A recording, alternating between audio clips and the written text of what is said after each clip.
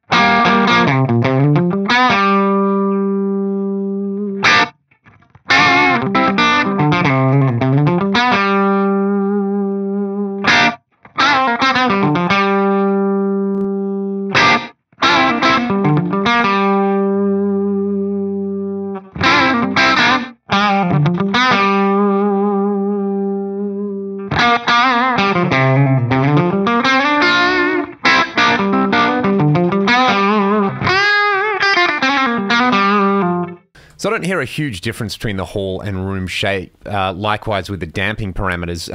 And I normally wouldn't run the level up at about 63%. I'd probably run it about 40% for clean sounds, and maybe a bit lower for dirty sounds. But if you haven't experienced the room parameter yet, get into it, because it's a really great, effective parameter. It saves you having to load up a reverb block if you want that kind of just subtle ambience.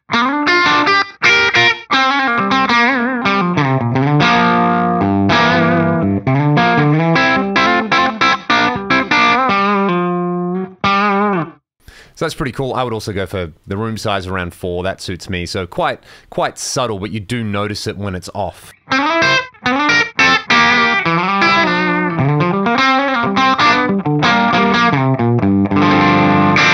So I think that new room parameter sounds awesome. Let's have a look at one of the new effect additions, and there are actually two new additions to the Tremolo block. There's a Harmonic Trem based around like a 60s Fender Trem circuit that you would get, which essentially kind of sounds a little bit more like a phaser to me than a classic tremolo. And then we've got the classic bias trem. So bias trem is already in the amp block, but now we've got it as a standalone thing in the trem block. Have a listen to this. This to me is just your classic like swamp tremolo kind of sound.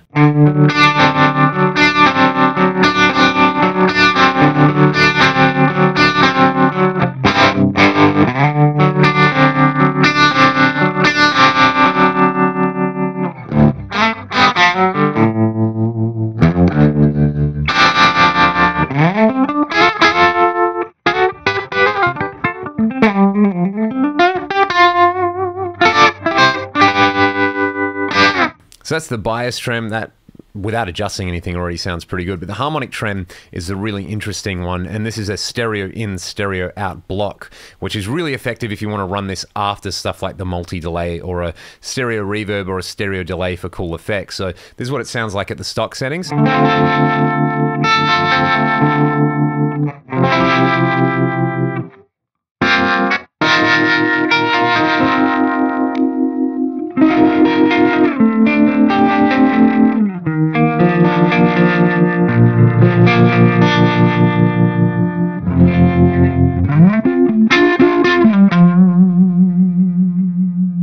So that's really sweet. We can change the crossover slope. If we set it really high, you get this.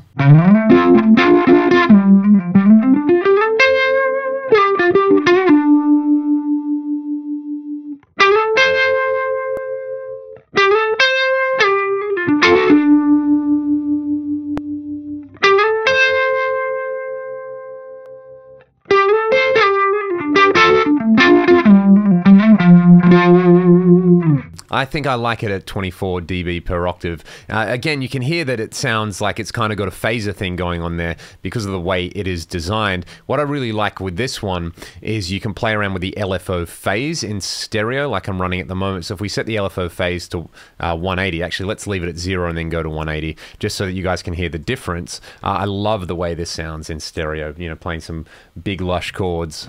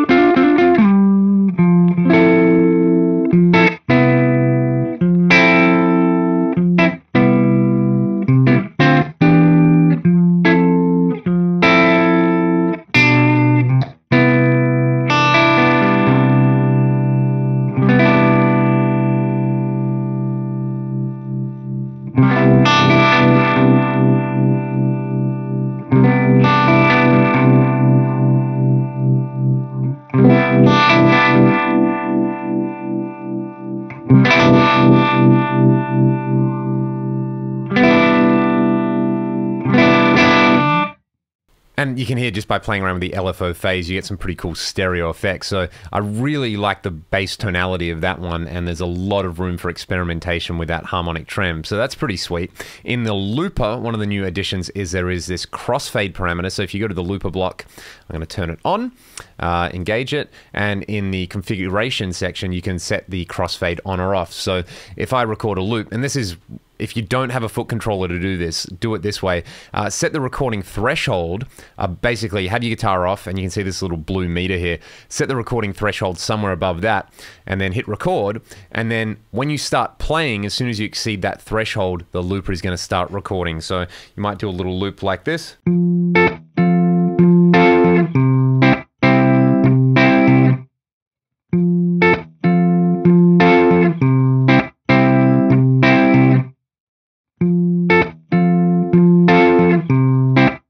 And then you can trim the start and the end, which is cool. So what you'll hear in this case, I'll set the crossfade off, and it sounds like this.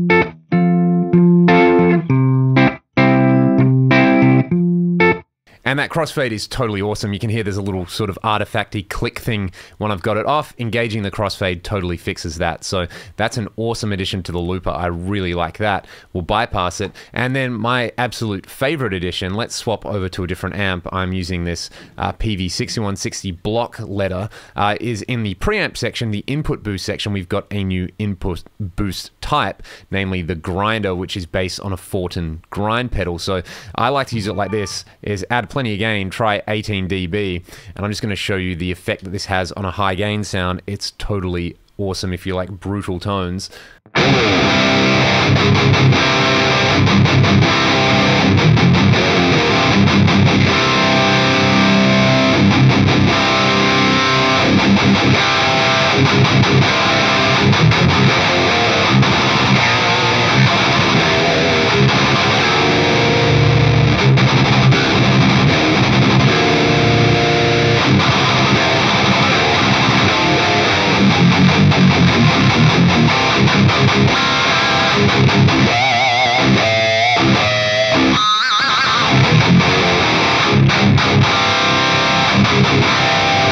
Which is savage. I love the way that sounds. The real Fortin grind is a pedal I've been wanting to try for ages, and I could just never justify the cost. So to have those settings built into the AXFX3 amp block, awesome move, because it can take any high gain sound and just immediately make it sound a bit more modern. You know, if you're a gentist, you'll really like this kind of thing because it gives you those kind of genty palm mutes really, really easily.